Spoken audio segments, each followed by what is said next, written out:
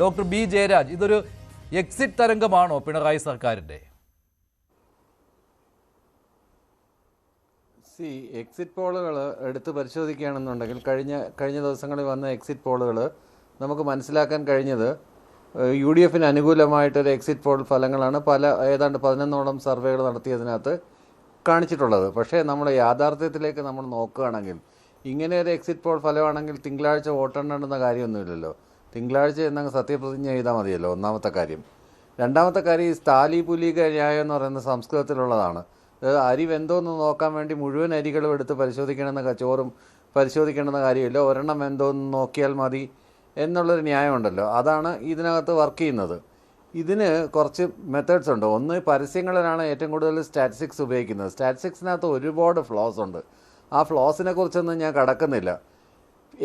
എന്താണ് sample size, എങ്ങനെയാണ് ഇവർ ഡേറ്റ കളക്ട് ചെയ്തത്, ഇവർ ഡേറ്റ കളക്ട് ചെയ്തതിൻ്റെ സമയം എങ്ങനെയാണ്, ഇത് സ്ട്രാറ്റിഫൈഡ് ആണോ, റാൻഡം സാമ്പിളിംഗ് ആണോ, ഇതിനകത്തുള്ള ബയാസസ് എങ്ങനെയാണ് ഇവരെ ഒഴിവാക്കിയത്, എത്ര വലിയ സാമ്പിൾ സൈസാണ്. ഇപ്പോൾ മനോരമയുടെ സാമ്പിൾ സൈസ്, മനോരമ നടത്തിയ സർവേയിലെ സാമ്പിൾ സൈസ് വെച്ച് നോക്കുകയാണെങ്കിൽ ഒരു ബൂത്തിൽ ഒരാളെ പോലും എടുത്തിട്ടില്ല എന്നുള്ള കാര്യം നമുക്ക് മനസ്സിലാക്കാനായിട്ട് പറ്റും. അങ്ങനെയാണ് പലതരത്തിലുള്ള പ്രവചനങ്ങൾ നടക്കുന്നത്. ഇതിപ്പോൾ കാണിപ്പയ്യൂർ പറയുന്ന കണക്കോലെ, അല്ലെങ്കിൽ കലിയുഗ ജ്യോത്സ്യൻ പറയുന്നത് കണക്കോലൊക്കെയുള്ള ഒരു പ്രവചന സ്വഭാവമുള്ള ഒരു സാധനമായിട്ടാണ് എനിക്ക് തോന്നുന്നത്. കാര്യം അല്ലെങ്കിൽ അതിൻ്റെ സ്റ്റാറ്റിസ്റ്റിക്സ് എങ്ങനെയാണ് അതിലേക്ക് ഡിറൈവ് ചെയ്തത് എന്നുള്ളതിനെക്കുറിച്ച് വ്യക്തമായിട്ട്, ഉദാഹരണത്തിന് ആക്സിസ് അവർ പറയുന്നത് വിജയ് അധികാരത്തിൽ വരുമെന്നാണ് തമിഴ്നാട്ടിൽ. ഇപ്പോൾ ഇന്ന് കോൺഗ്രസിൻ്റെ നേതാവായിട്ടുള്ള മനു അഭിഷേക് സിംഗ്വി പറഞ്ഞത് ഇതൊരു വാട്സപ്പ് യൂണിവേഴ്സിറ്റിയിൽ നിന്ന് ചമച്ചു വിടുന്ന കണക്കുകളാണ്. കാരണം ബംഗാളിൽ BJP കാര്യമുണ്ട് ഡോക്ടർ ബി ജയരാജ്. ഇത് എപ്പോഴും എക്സിറ്റ് പോളുകൾ ആർക്ക് അനുകൂലമാണോ അവരത് എക്സിറ്റ് പോളുകളെ സ്വാഗതം ചെയ്യും. സ്വാഗതം ചെയ്തില്ല എങ്കിൽ കൂടി ഞങ്ങൾക്ക് അനുകൂലമായിട്ട് ഒരു കാറ്റുണ്ട്, ഒരു തരംഗമുണ്ട് എന്ന കാര്യം പറയുകയും ചെയ്യും. അത് എതിരാണെങ്കിൽ, എക്സിറ്റ് പോളുകൾ എതിരാണെങ്കിൽ എക്സിറ്റ് പോളുകളെ ഞങ്ങൾ അംഗീകരിക്കുന്നില്ല, എക്സിറ്റ് പോളുകൾ വെറുതെ ഇങ്ങനെ പടച്ചു വിടുന്ന കാര്യങ്ങളാണ് എന്ന് പറയുകയും ചെയ്യും. ഇവിടെ ഇന്ന് ശ്രീ MV ഗോവിന്ദൻ പറഞ്ഞ ഒരു കാര്യം കൂടിയുണ്ട്. ആരാണ് മുഖ്യമന്ത്രി ആകേണ്ടത് എന്നതിൽ മിക്കവാറും എല്ലാ എക്സിറ്റ് പോളുകളും പറഞ്ഞിരിക്കുന്നത് പിണറായി വിജയൻ ആണ് ജനങ്ങൾ കൂടുതൽ ആഗ്രഹിക്കുന്നത് എന്നതാണ്. അത് ഞങ്ങൾക്ക് അനുകൂലമാണെന്ന് MV ഗോവിന്ദൻ പറയുന്നുമുണ്ട്. അതാണ് ഞാൻ പറഞ്ഞത്, ആർക്കൊക്കെ അനുകൂലമാണോ അതിനെ സ്വാഗതം ചെയ്യും, അല്ലാത്തത് തള്ളിപ്പറയും. അതൊരു പൊതു സ്വഭാവമാണ്. അതാണ് ഇവിടെയും വന്നിരിക്കുന്നത്. ഇതിനകത്ത് ഇതിനകത്ത് 2-3 കാര്യങ്ങൾ കോൺട്രഡിക്റ്റ് ചെയ്യുന്നുണ്ട്. ഒന്ന്, ഈ നേരത്തെ പറഞ്ഞ പോലെ പിണറായി വിജയനാണ് മുഖ്യമന്ത്രി ആവാൻ ഏറ്റവും കൂടുതൽ യോഗ്യനെന്ന് പറയുക, അതേസമയം കോൺഗ്രസിന് മേൽക്കൈ നേടുകയും ചെയ്യുന്നതിനകത്തുള്ള ഒരു എന്താണ് ഇത് പറയുന്നത്, ഒരു കോൺട്രാസ്റ്റ്. അതുപോലെ തന്നെ DMK ജയിക്കാതെ അവിടെ വിജയ് ജയിക്കുമെന്ന് പറയുന്നതിനകത്ത് പലപ്പോഴും കഴിഞ്ഞ തെരഞ്ഞെടുപ്പിൽ എക്സിറ്റ് പോൾ പ്രവചിച്ച പല ആളുകളും, ഇപ്പോൾ ഹരിയാനയിൽ എല്ലാവരും പറഞ്ഞത് കോൺഗ്രസ് ജയിക്കുമെന്നാണ്, പക്ഷേ അവിടെ BJP അധികാരത്തിൽ വരികയുണ്ടായി. അതുപോലെ തന്നെ ബീഹാറിലെ തെരഞ്ഞെടുപ്പ്, അങ്ങനെ ഒരുപാട് തെരഞ്ഞെടുപ്പുകളിലെ എക്സിറ്റ് പോളുകൾ നമ്മൾ എടുത്തു വെച്ച് നോക്കിയാൽ ഇതിനകത്ത് ക്രെഡിബിലിറ്റി എന്ന് പറയുന്ന ഒരു സാധനമില്ല. പിന്നീട് ചില എക്സിറ്റ് പോളിലൊക്കെ ഈ 14 സീറ്റ് വരെയാണ് BJPക്ക് കേരളത്തിൽ പറയുന്നത്. അതെങ്ങനെ സംഭവിക്കുന്നു എന്നുള്ള കാര്യം പിന്നെ എനിക്ക് മനസ്സിലാവുന്നില്ല. എങ്ങനെയായിട്ട് കണക്ക് കൂട്ടിയാലോ അവർക്ക് തന്നെ അവരുടെ A ക്ലാസ് മണ്ഡലങ്ങൾ എന്ന് അവർ തന്നെ പറയുന്നത് 10 സീറ്റുകളേ ഉള്ളൂ. പിന്നെ ഈ 14 സീറ്റുകളൊക്കെയാണ് പ്രൊജക്റ്റഡ് ആയിട്ട് അവർക്ക് കൊടുക്കുന്നത്. അങ്ങനെയൊക്കെ ഒരു പോളറൈസേഷൻ ഉണ്ടായിട്ടുണ്ടാവുമോ കേരളത്തിൽ? അങ്ങനെ ഒരു പോളറൈസേഷൻ എന്തായാലും നമുക്ക് നോക്കിക്കാണാവുന്നതാണ് ഇതിനകത്തുള്ള ഒരു പ്രധാനപ്പെട്ട പ്രശ്നം. സ്റ്റാറ്റിസ്റ്റിക്സിൻ്റെ ഈ ഫ്ലോസ്, ഇപ്പോൾ ഉദാഹരണത്തിന് നമ്മളൊരു പ്രത്യേകതരം അലക്കുപൊടി ഇന്ത്യയിലെ എല്ലാ വീട്ടമ്മമാരും 90% വീട്ടമ്മമാരും ഇത് ഉപയോഗിച്ച് നല്ലതാണെന്ന് പറയുന്നു എന്ന് പരസ്യം ചെയ്യുമ്പോൾ ഈ 90%ൻ്റെ സാമ്പിൾ എവിടെ നിന്ന് എടുത്തു? 10 പേരെ എടുത്തിട്ട് അതിൽ 9 പേര് പറഞ്ഞതാണോ? അത് 900 പേരെ എടുത്തിട്ട് 1000 പേരെ എടുത്തിട്ട് അതിൽ 900 പേര് പറഞ്ഞതാണോ? സർവേകൾ എന്ന് പറയുമ്പോൾ എല്ലാവരെയും എടുത്തു കഴിഞ്ഞാൽ അത് സർവേ എന്ന് പറയാൻ കഴിയുകയില്ലല്ലോ. അത് പിന്നെ അത് വോട്ടെടുപ്പ് തന്നെയാണല്ലോ. അങ്ങനെയല്ലല്ലോ, എല്ലാവരും കാണുന്ന കാര്യമല്ല. ഇതിനകത്ത് പ്രധാനപ്പെട്ടുള്ള ഒരു കാര്യം എന്താണെന്നറിയോ? ജെൻസിയുടെ വോട്ട്, സ്ത്രീകളുടെ വോട്ട്, ഇതിനെ എങ്ങനെയാണ് നോക്കിക്കാണുന്നത് എന്നുള്ളതാണ്. ജെൻസിയുടെ ഇടയിലുണ്ടായ ട്രെൻഡ് മാറ്റങ്ങൾ, പുതിയ വോട്ടർമാരിലുണ്ടായ മാറ്റങ്ങൾ, SIRുമായിട്ട് ബന്ധപ്പെട്ടിട്ട് പുതിയ അഡീഷൻ ആൻഡ് സബ്സ്ട്രാക്ഷൻ ഉണ്ടായിട്ടുണ്ട്. മരണപ്പെട്ട വോട്ടുകൾ മാറ്റിയതിനകത്ത്, പെർസെൻറ്റേജ് കൂടിയതിനകത്ത്, ഈ എല്ലാ ഒരു ഫ്ലക്സ് നിൽക്കുന്നിടത്തോളം കാലം കൃത്യമായിട്ട് ഒരു പ്രവചനം അസാധ്യം തന്നെയാണ്. പിന്നെ കൃത്യമായിട്ടുള്ളൊരു സംഘടനാ സെറ്റപ്പ് ഉള്ളത് ഇടതുപക്ഷ ജനാധിപത്യ മുന്നണിക്കാണ്, വിശിഷ്യ CPMനാണ്. ഓരോ ബ്രാഞ്ചുകളുടെ അടിസ്ഥാനത്തിൽ എത്ര വോട്ടുകൾ വരും എന്നത് മുള്ളെണ്ണം പറക്കി അവർ കൃത്യമായിട്ടുള്ള റിപ്പോർട്ട് കൊടുത്തിട്ടുണ്ട്.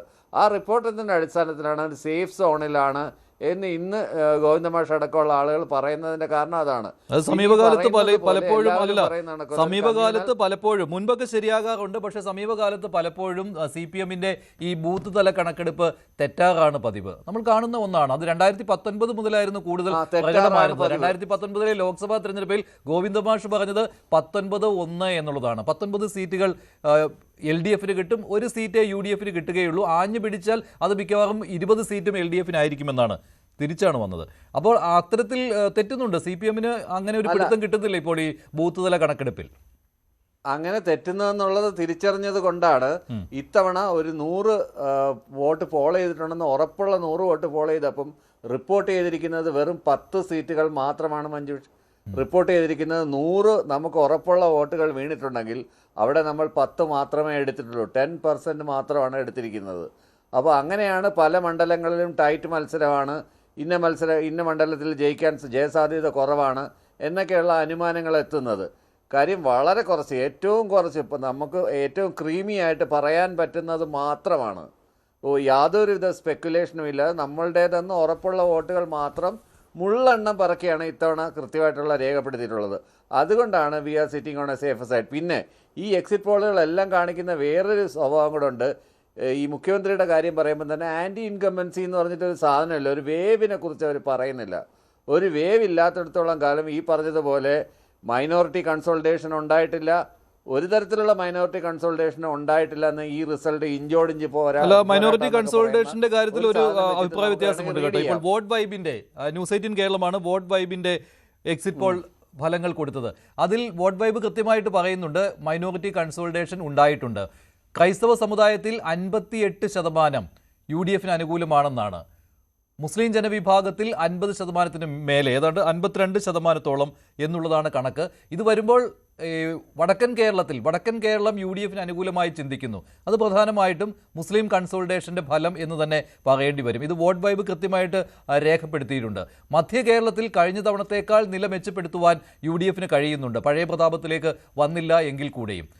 അത് ക്രൈസ്തവ സമുദായത്തിൻ്റെ ഒരു ഏകീകരണം ഉണ്ടായതുകൊണ്ടാണ്. ഇതൊക്കെ കൃത്യമായിട്ട് എക്സിറ്റ് പോൾ സർവേകളിൽ പ്രതിഫലിച്ചിട്ടുണ്ട്.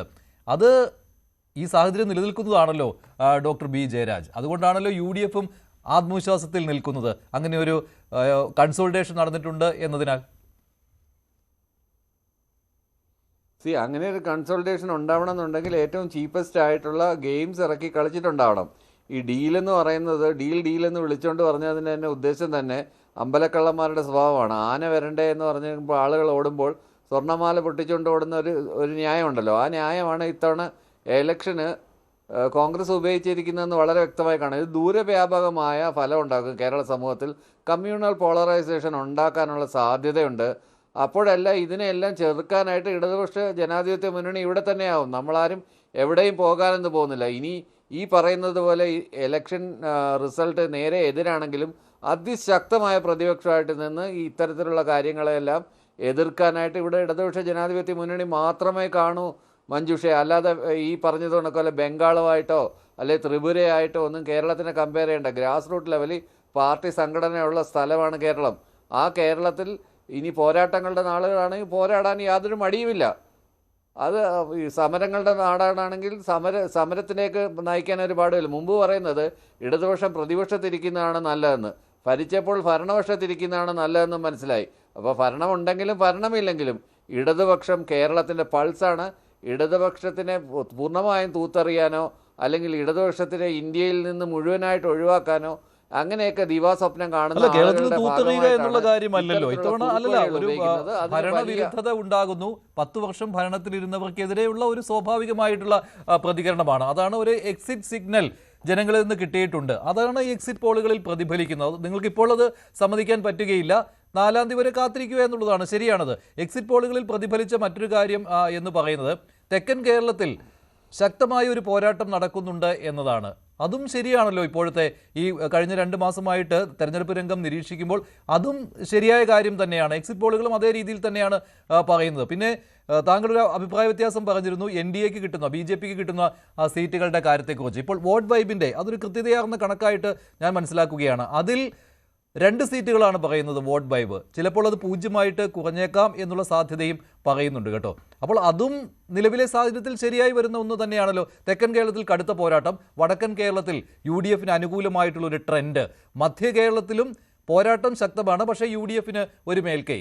ഇത് നിലവിലെ സാഹചര്യത്തിൽ അങ്ങനെ ആയിരുന്നുവല്ലോ. അല്ല, എങ്ങനെ സംഭവിച്ചാലും എന്തായാലും ഒരു സേഫ് മെജോറിറ്റിയോട് കൂടി ഭരിക്കാൻ പറ്റുമെന്നുള്ളൊരു ശുഭാപ്തി വിശ്വാസത്തിലൂടെ തന്നെയാണ് മുന്നിൽ പോകുന്നത്. കാര്യം എൻ്റെ മുന്നിലുള്ള കണക്കുകൾ അങ്ങനെയാണ്, മണ്ഡലം തിരിച്ചുള്ള കണക്കുകൾ വെച്ചിട്ടാണ് ഞാൻ സംസാരിക്കുന്നത്. എക്സിറ്റ് പോളുകളുടെ സാമ്പിൾ സൈസ് എത്രയാണെന്നോ, എക്സിറ്റ് പോളുകളുടെ മോഡസ് ഓപ്പറാൻഡി എങ്ങനെയാണെന്നോ, അവരെങ്ങനെയാണ് ഈ ഫ്ലോസ് ഒഴിവാക്കാൻ വേണ്ടിയിട്ടുള്ള ശ്രമങ്ങൾ നടത്തിയെന്നോ ഒന്നും അറിയാതെ, ഇവരെടുത്തിരിക്കുന്ന ഡെമോഗ്രാഫി വേരിയബിൾ എങ്ങനെയാണെന്നോ, ഇവർ ഫേസ് ടു ഫേസ് ഇതാണോ നടത്തിയിരിക്കുന്നത്, ടെലഫോണിക് ഇൻ്റർവ്യൂ ആണോ, അതോ ഗൂഗിൾ ഫോം വെച്ചിട്ടാണോ, ഏത് സമയത്താണ് ഇവരിത് എടുത്തിരിക്കുന്നതെന്നൊന്നും അറിയാതെ, നമ്മൾക്ക് ഈ മെത്തഡോളജി അറിയാതെ ഇതിനെക്കുറിച്ച് ചാടിക്കയറി എക്സിറ്റ് പോളുകൾ ഇങ്ങനെ പറഞ്ഞു എന്ന് പറഞ്ഞിട്ട് ചാടിക്കയറി.